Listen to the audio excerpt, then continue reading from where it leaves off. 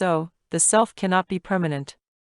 If the self is an agent, it must be accepted as causing action. If it does not perform actions, it is unsuitable as an agent.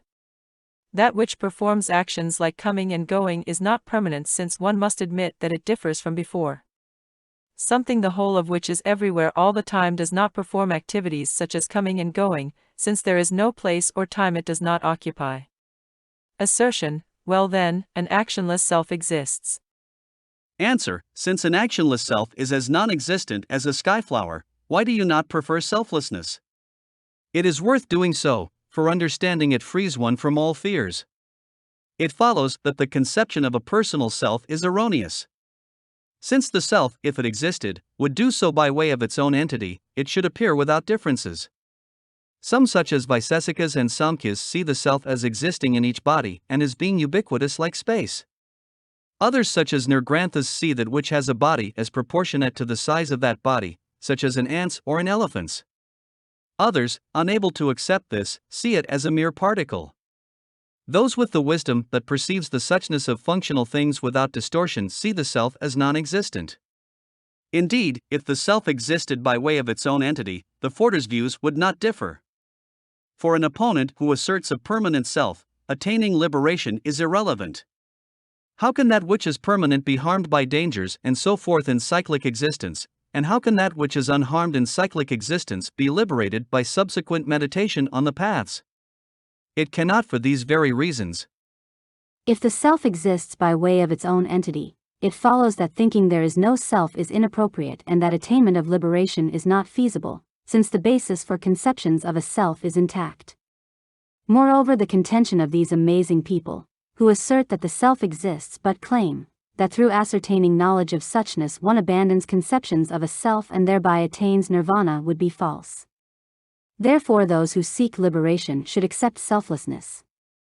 Fearing the absurd consequence that conceptions of a self would occur in the liberated state if the self exists, one might assert that though there is no self, there is a truly existent liberated person. It follows that there must be such a truly existent liberated person previously to during cyclic existence, because its entity, isolated from any associated factors, as perceived by unmistaken awareness, is said to be its nature. If there is no self during liberation, it should not be asserted as existing during the cycle of rebirths either.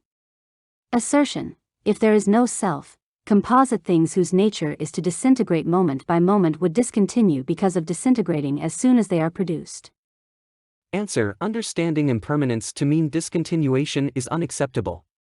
If it did, how could there today be fields and grass whose continuity is beginningless? There should not be any, for if impermanence meant discontinuation, then whatever is impermanent would have the defect of discontinuing. If the view that whatever is impermanent discontinues were true, it follows that no one would have ignorance because it is impermanent. It also follows that pleasure and desire would not occur either. It follows that even if the self exists, it is not acceptable as the initiating cause of things which are seen to arise exclusively from other causes. Fire arises from the contact between sunlight and a fire crystal, water from the contact between moonlight and a water crystal, the sprout from the seed, and forms such as the sense organs from an earlier stage of the fetus. They continue because of other factors. Fire keeps burning because of fuel and so forth, and just as it does not burn when there is insufficient fuel, they disintegrate through other factors. The self cannot exist, for if it did, it alone should produce all effects.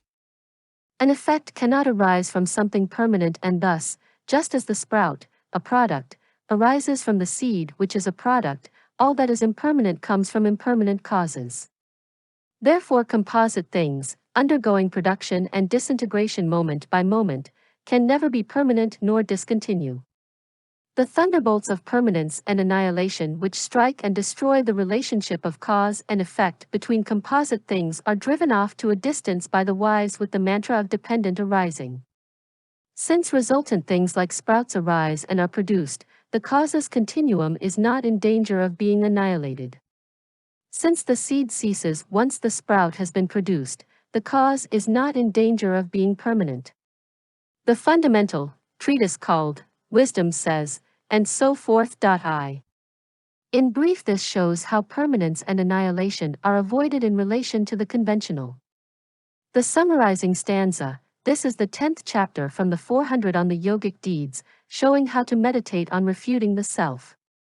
This concludes the commentary on the 10th chapter, showing how to meditate on refuting the self, from Essence of Good Explanations, explanation of the 400 on the yogic deeds of Bodhisattvas.